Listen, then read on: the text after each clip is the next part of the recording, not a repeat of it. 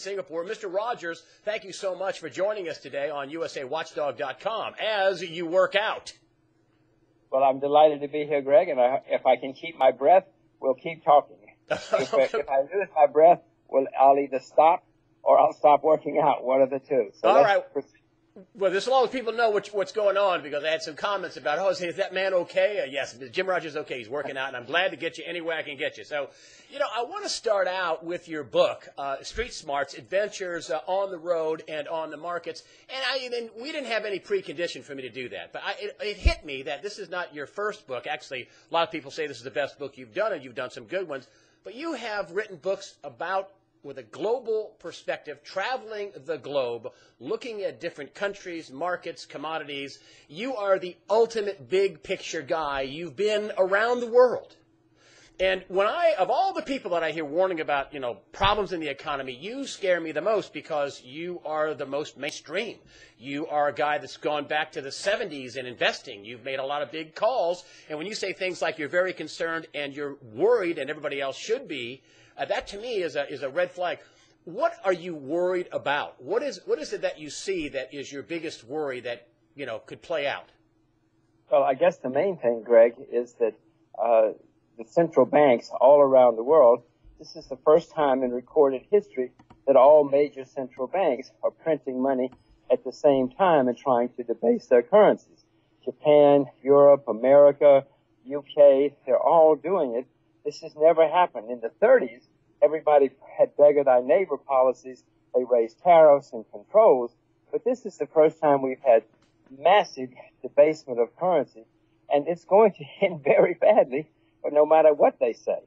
Well, when you say end badly, walk us through hold on, let me back up just a minute. The last time, and I thought this was utterly brilliant in its simplicity, in that you say if they keep printing, it'll end badly. If they stop printing, it'll end badly. Either way, it'll end badly. And I'm thinking how simple, it's like Johnny Cochran, if it doesn't fit, you must have quit. It's just brilliant in simplicity. Could you describe, if they keep printing, what ending badly looks like? Well, I'm even going to stop exercising to explain that. Right now, there's massive amount of money flooding around the world. And it's going somewhere. It's going into financial markets for the most part. Some into the world economy, but for the most part, as you know, unemployment in America is higher now than it was in 2007, 2008. And that's true of most of the world. So what little recovery there has been artificial, based on an artificial sea of liquidity. Now, when the sea of liquidity stops, the people who've been getting the money, first of all, are going to suffer because they're going to have all this free money. It's gone. And so that part of the world economy is going to suffer, which means that the rest of us are. America is the largest economy in the world. Europe as a whole is an even bigger economy. Japan is the third largest economy in the world. So when all of these economies stop having this free money, then all of a sudden people are going to scramble. Banks are not going to be lending. There's not going to be much liquidity in the system. Financial markets are going to go down. Currency markets are going to be in great turmoil. Greg, it's not going to be any fun. What's astonishing to me is that grown-ups in places like Washington can say, well, the solution to too much debt and too much spending is more debt and more spending. And that people like Bernanke can say, well, printing money in QE1 didn't work. It didn't work with QE2. So let's try QE3. These people are insane. I think it was Einstein who said that the definition of insanity is doing the same thing over and over again and expecting different results. We've got problems. So if they stop, the economy grinds to a pretty screeching halt. And here's the other scenario. You said if they keep printing money, it's going to end badly. Okay, so the other side of the question, let's say, they meet at Wyoming and Jackson Hole, and they come out and they say, we think we're not going to have any taper. We're not going to stop printing. We're going to keep printing money. We think this will come out. What happens if they just keep printing money? Well, what has always happened before in terms of currency debasement is eventually you have serious inflation, but you also have bubbles in some parts of the economy. The people getting all of this free money, Greg, go and do what's called malinvestment. They invest the money in places that perhaps they wouldn't have otherwise. The moment a lot of it's going into the financial community, the banks are getting all this free money. So you have It bubbles in some sector. You have inflation, and then when you have inflation, interest rates start going up. Then you start having currency turmoil, and it's all a mess. All because printing money is artificial. It's never worked.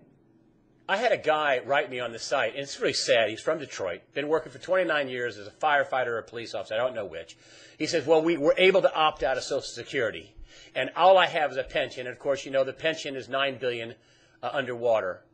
Is this what's coming for the rest of America in terms of their pensions and their retirements? The money's just not going to be there?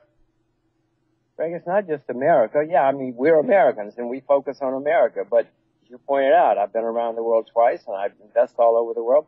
A lot of places are going to suffer. Many pensions in America, many pensions in other parts of the world.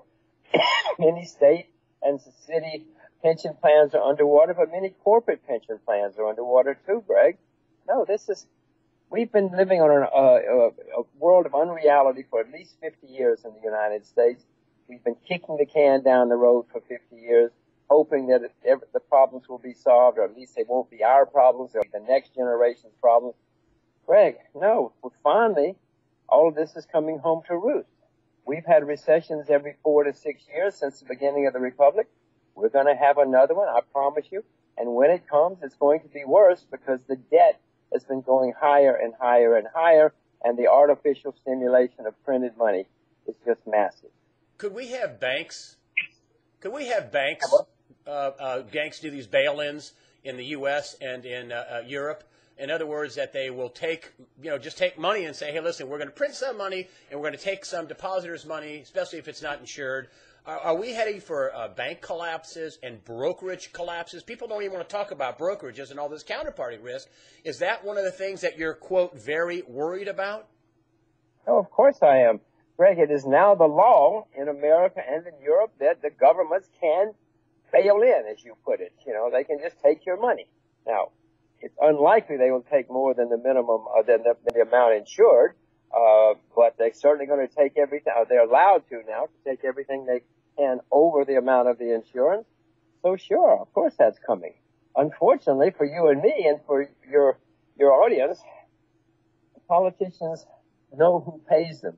You and I don't pay them. It's the lobbyists who pay them. And so they're going to be doing what the lobbyists say. You know, when poor George Bush got calls back in 2008 saying the world is coming to an end, well, he didn't know any better. He wasn't a very smart guy. So he started bailing out all his friends. But no plumber from Toledo called him up. You know, no school teacher from Boulder called him up. It was just Wall Street guys. He took the calls and he bailed them out. Are they going to bail them out again while they take people's deposits in 401k plans and things like that? Is that what's going to happen? They're going to have people that think it's going to be it's going to be bail in or they're going to take people's money. I think it'll be both. Am I wrong? Yeah, of course it's going to be both. They're going to take whatever sources of money they can get. When the economy slows down, taxes go down, there are great screams to spend more money. Politicians react to those screams to spend more money. They need money. They're going to try to borrow money. It's going to be harder and harder to borrow money because people are catching on. So they're going to take money wherever they can. Sure, bail-ins will be part of it. If a major bank calls up and says we're collapsing, somebody's going to say, I know what we'll do. Take the money from the depositors. You know, we warned them. We told them we'd change the law. And then there's not going to be enough money. And so they're going to say, well, maybe 401k plans.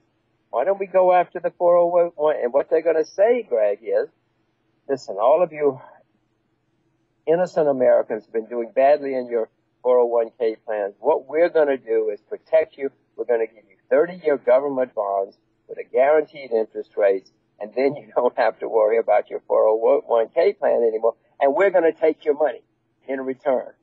Come on. I mean, politicians come up with all sorts of strange. In the 30s, they took our gold, around the world. They probably won't take our gold this time because it's not crucial to the world system like it was then. So they're going to take our bank accounts and our retirement accounts. Is that how you're protecting yourself, or is that how some people should be protecting themselves? Should be buying physical gold and physical silver and putting it under their control?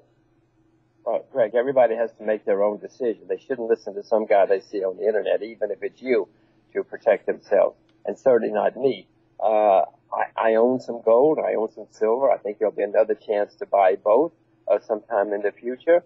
I'm trying to keep any bank account I have under the guaranteed amount, because when they start taking bank accounts, that's what they're gonna do. I'm trying to make sure that my 401k plan is actually a Roth. You know, I'm trying to figure out a way to protect it. No, perilous times. We've had perilous times, Greg. It's going to get worse. Nobody solved the problem.